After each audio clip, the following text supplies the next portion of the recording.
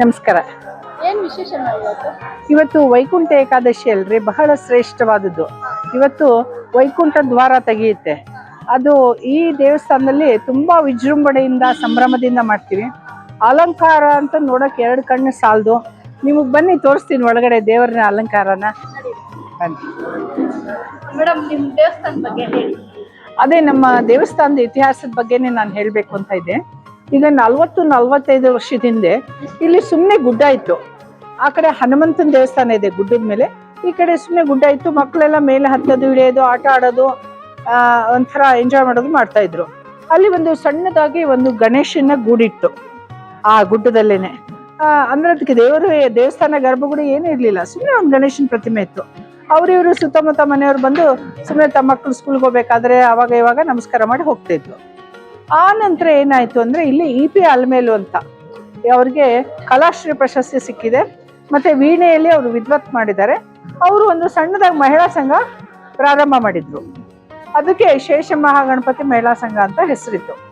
ಅವರು ಇಲ್ಲಿ ಖಾಲಿ ಜಾಗದಲ್ಲಿ ಕುತ್ಕೊಂಡು ಭಜನೆ ಮಾಡ್ತಾ ಇದ್ರು. ಅವರಿಗೆ ನೋಡಿ ಏನ್ ಅನ್ನಿಸ್ತೋ ಗೊತ್ತಿಲ್ಲ, ಇಲ್ಲಿ ಒಂದು ದೇವಸ್ಥಾನ ಕಟ್ಟೋಣ ಅಂತ ಮಹಿಳಾ ಸಂಘದಿಂದ ದುಡ್ಡನ್ನೆಲ್ಲ ಸೇರಿಸಿ ಇಲ್ಲಿ ಒಂದು ಚಿಕ್ಕದ ಗರ್ಭಗುಡಿ ಅಷ್ಟೇ ಕಟ್ಟಿದ್ರು ಅವರು ದೇವ್ರಿಗೆ, ಗಣೇಶನ್ಗೆ. ಅದು ಎಷ್ಟು ಚೆನ್ನಾಗಿ ಆಗಕ್ಕೆ ಶುರು ಆಯ್ತು ಅಂದ್ರೆ ತುಂಬಾ ಜನ ಬರಕ್ ಶುರು ಮಾಡಿದ್ಮೇಲೆ ಅದೇನಾಯ್ತು, ನಂತರ ಈ ಒಂದು ದೇವಸ್ಥಾನ ಇದಕ್ಕೆ ಒಂದು ಟ್ರಸ್ಟ್ ಆಯ್ತು. MLA ಆಗಿದ್ರು ಚಂದ್ರಶೇಖರ್ ಅವರು, ಹಾಗೆ ಅವರು ಕಾರ್ಪೊರೇಟರ್ ಆಗಿದ್ರು, ಮತ್ತೆ ಮೇಯರ್ ಆಗಿದ್ರು ಬೆಂಗಳೂರಿಗೆ. ತುಂಬಾ ಒಳ್ಳೊಳ್ಳೆ ಕೆಲಸಗಳು ಮಾಡಿದ್ದಾರೆ.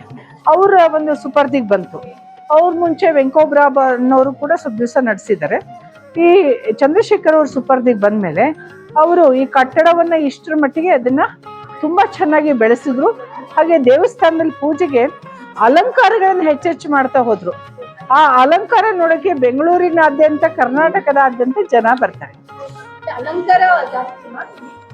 ಅಲಂಕಾರ ತುಂಬಾ ಚೆನ್ನಾಗಿ ಮಾಡ್ತಾರೆ. ಅಲಂಕಾರ ತುಂಬಾ ಅಂದ್ರೆ ತುಂಬಾ ಚೆನ್ನಾಗಿ ಮಾಡ್ತಾರೆ. ಅದನ್ನ ನೋಡೋಕೆ ಅಂತಾನೆ ಜನ ಬರ್ತಾರೆ ಇಲ್ಲಿ.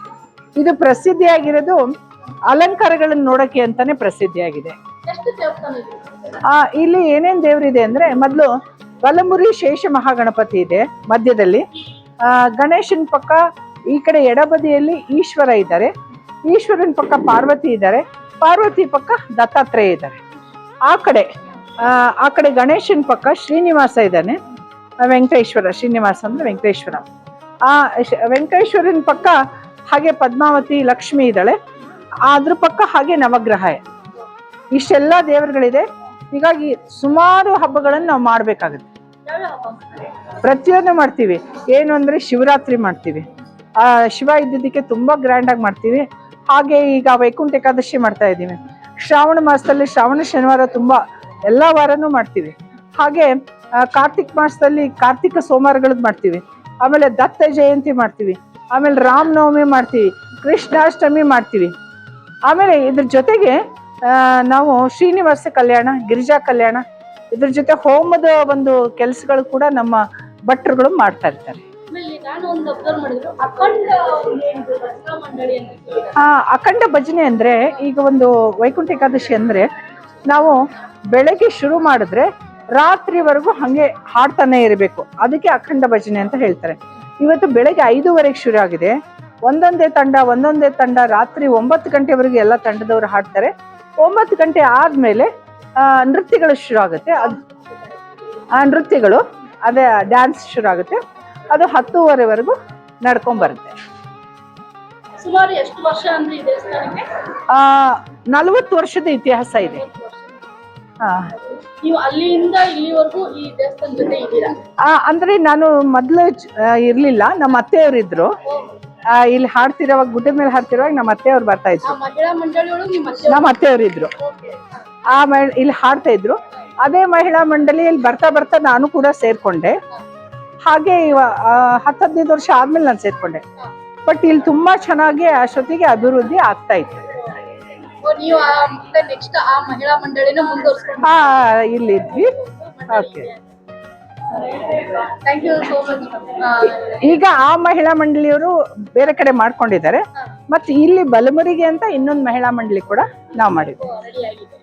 ತುಂಬಾ ಚೆನ್ನಾಗಿ ನಡೆಸ್ತಾ ಇರ್ತೀವಿ. ತುಂಬಾ ಥ್ಯಾಂಕ್ಸ್ ಮ್ಯಾಮ್, ನಿಮ್ಮ ದೇವಸ್ಥಾನ ಬಗ್ಗೆ ನನಗೆ ಸಂಕ್ಷಿಪ್ತವಾಗಿ ಒಂದು ವಿವರ. ಆಮೇಲೆ ಇನ್ನೊಂದು ಹೇಳ್ಬೇಕಾಗಿತ್ತು ನಿಮಗೆ, ನಮ್ಮ ದೇವಸ್ಥಾನದ ವಿಶೇಷ ಏನಪ್ಪಾ ಅಂದ್ರೆ, ನಮ್ಮ ಗಣೇಶ ಏನಿದಾನಲ್ಲ, ಇಲ್ಲಿ ಬನ್ನಿ ಗಣೇಶನ್ ನೋಡಿ. ನಮ್ಮ ಗಣೇಶನ ದೇವಸ್ಥಾನದಲ್ಲಿ ಯಾರು ಏನಾರು ಅನ್ಕೊಂಡು ಈಡ್ಗಾಯಿ ಓಡಿಸ್ತೀನಿ ಅಂದ್ರೆ ಆ ಕೆಲಸ ಆಗುತ್ತೆ. ಸುಮಾರು ಜನ ಇಲ್ಲಿ ಬಂದು ಈಡ್ಗಾಯಿಗಳನ್ನ ದೇವಸ್ಥಾನ ಮುಂದೆ ಹೊಡಿತಾ ಇರ್ತಾರೆ. ತುಂಬಾ ಒಂದು ಆ ವಿಷಯದಲ್ಲಿ ತುಂಬಾ ಪ್ರಸಿದ್ಧಿಯಾಗಿದೆ ನಮ್ಮ ದೇವಸ್ಥಾನ. ಮೊದಲು ಗಣೇಶ ದೇವಸ್ಥಾನನೇ ಸ್ಥಾಪನೆ ಪಡಿಸಿದ್ರು. ಗಣೇಶನೇ ಇದ್ದಿದ್ದು, ಚಿಕ್ಕದಾಗಿತ್ತು. ಆಮೇಲೆ ಈ ದೇವರುಗಳೆಲ್ಲ ಆಯ್ತು. ಆಮೇಲೆ ಕೊನೆಯದಾಗಿ ನವಗ್ರಹ ಕೂಡ ಆಗಿದೆ. ನವಗ್ರಹಕ್ಕೂ ಪೂಜೆ ಚೆನ್ನಾಗಿ, ಇಲ್ಲಿರೋ ಭಟ್ರುಗಳು ನಿಮ್ಗೆ ಯಾವ್ದಾದ್ರು ಪೂಜೆಗಳು ಬೇಕಂದ್ರೂ ಕೂಡ ಅವ್ರು ತುಂಬಾ ಚೆನ್ನಾಗಿ ಮಾಡ್ಕೊಡ್ತಾರೆ. ವೆಂಕಟೇಶ್ವರನ್ ನೀವು ನೋಡಿದ್ದೀರಾ ಅನ್ಸುತ್ತೆ ಈಗಾಗಲೇ. ಓಕೆ, ತುಂಬಾ ಚೆನ್ನಾಗಿ ಅಲಂಕಾರ ಮಾಡಿದ್ದಾರೆ. ಬನ್ನಿ.